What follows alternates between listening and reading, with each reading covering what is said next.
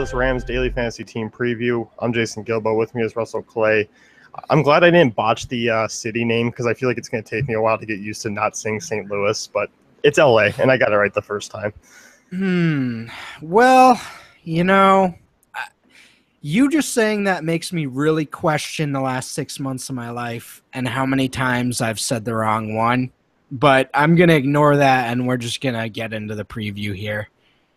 Yeah, we are. And I guess there's a lot to talk about, but it's not, for me, it's not in good terms. It doesn't feel good talking about it. It just seems it's like an ugly situation to break down.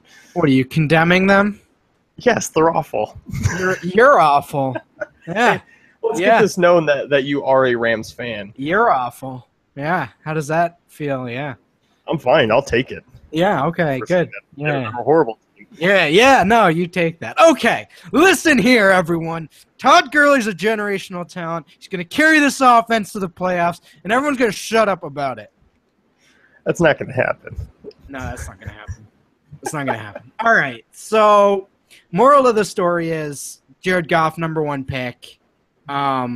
Kind of big expectations out of the draft. We all kind of expected him to win this starting job out of camp, come in, and at least be a slightly below average version of an NFL quarterback. Not good, but at least below average, not 32nd like they were last year. I mean, they literally passed for the least amount of passing yards in the last 5 years out of any team. Like 2,800 total, I believe. And I mean, I just expected Goff to be better, but it sounds like all indications and watching Hard Knocks, this dude's never called plays in the huddle before. I mean, that's a problem. So we're going to have to worry about that, certainly. He does have a lot of guys to dump it off to. I mean, they drafted Pharoh Cooper in the 4th round, who's kind of a versatile slot receiver who you dump it off to him, and he's going to make the plays for you. Sort of in that Golden Tate mode, except not nearly as athletic. And then you have Tavon Austin, who can pretty much do the whole thing for you. I mean, coming off 900 total yards and 10 touchdowns in the 2015 season. So it'll be interesting to see who they start. But if they start Keenum, that means Goff isn't ready, and that means this offense is going to be bad again. Yeah, and I think that pretty much sums it up as the fact that there's little optimistic about where they're headed as far as the passing game goes. I mean, obviously you're going to have maybe some bright weeks from Tavon Austin, and maybe there are some guys who do emerge and give us a little bit of a surprise, which is still possible, but a lot does have to do with the fact that their quarterback play is really suspect at the moment. Obviously Jared Cook out, the tight end situation there is not pretty, as it really hasn't been anyway, but Lance Kendricks, Corey Harkey, Tyler Higbee are the three there competing. Any emergence at all in a tight end? Because I do feel like a tight end can help out an inexperienced quarterback. So basically, Tyler Higbee out of Western Kentucky was an extremely productive college tight end last year for what college tight ends produce, which is usually about 3 catches on the entire season for most teams.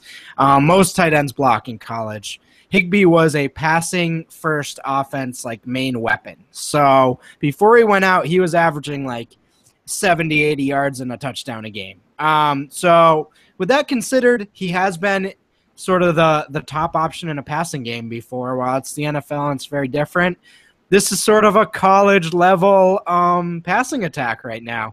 So he was obviously bouncing off guys. He wasn't a 4th-round caliber talent. He was better, but he had a domestic violence scare early on in the draft process that dropped his stock. So that's really why he could emerge in year 1, but again, I see it more like a Clive Walford type of deal than a Clive Walford in 2015 deal than a actual prominent role, Yeah, I definitely agree. I think that's pretty much sums up his stats, which is nice because I think it could be something to watch maybe later on in the year if he develops and kind of maybe does help out this offense and sneaks into more and gets some more snaps under his belt, because it is something that with this offense you might see a lot of that where it could be some shifting roles, as you talked about Pharoh Cooper. I mean, maybe he does slip into a more prominent role because others lack, or guys behind him, whoever it is, sneak up and kind of get some targets as well.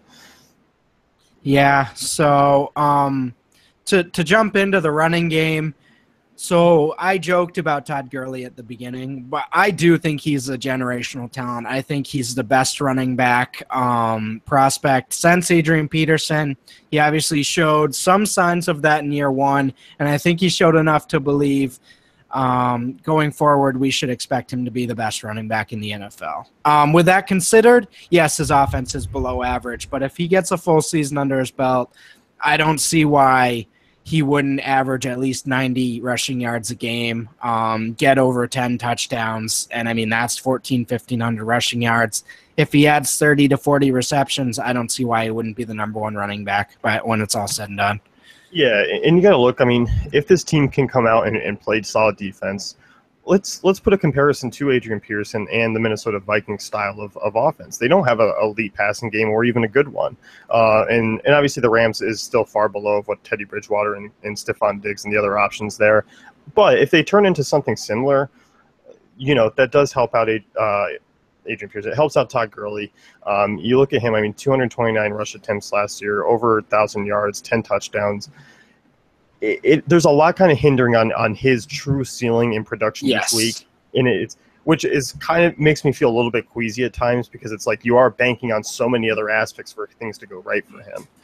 Oh, and that's absolutely it. And again, you only do this with generational talents. The Calvin Johnsons of the world, the Larry Fitzgeralds of the world before Arizona died on him. But I mean, you kind of just bank on running backs figuring it out that are Adrian Peterson once in every 10 years type guys. And that's what I think Gurley is. If you don't, then you're probably not going to be playing him much in DFS this year.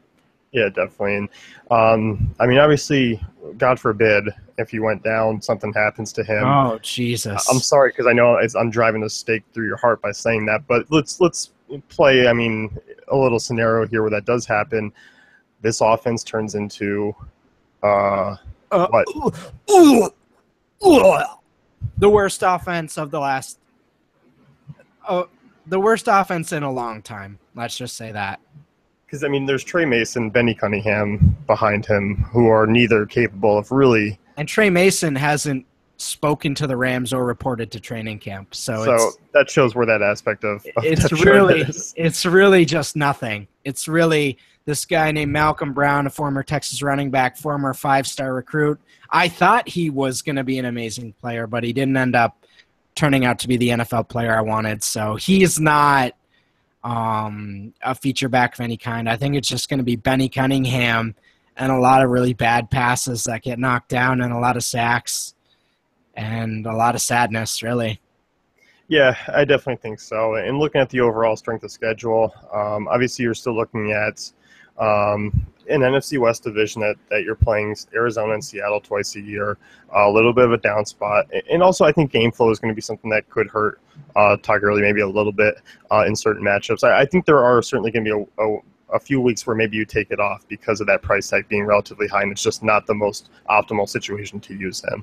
Agreed. And there's going to be weeks where there's values and guys who are receiving backs in good matchups that you're just going to be like, okay, well, I can take the week off from him. But other than that, yeah, I see him being a lot of cash game weeks. Even against Arizona, he seemed to dominate them pretty well last year. So who knows? Yeah, definitely. And as far as their defense alone, kind of middle of the road, but there is always some GPP upside with their special teams. You do look at them. I mean, obviously you have Austin, who is a solid kick returner. So they're a GPP play at most at some weeks, but I still think they're pretty average enough to where you can target against them. He's almost in Devin Hester range where you can almost expect 2 sort of punt, kick, return touchdowns by the end of the season. But obviously that's pretty random on what weeks that happens. But yeah, this is the ultimate GPP defense where some weeks they give up 35 points and other weeks, 7 points and 3 picks and 5 sacks. So that's just going to be the way they play again. Their secondary is still relatively volatile. Yeah, definitely a boom or bust situation, but could be some fun there. For sure. That's going to wrap it up with the Los Angeles Rams Daily Fantasy Team Preview. Be sure to check out the rest of our teams at dailyfantasycafe.com.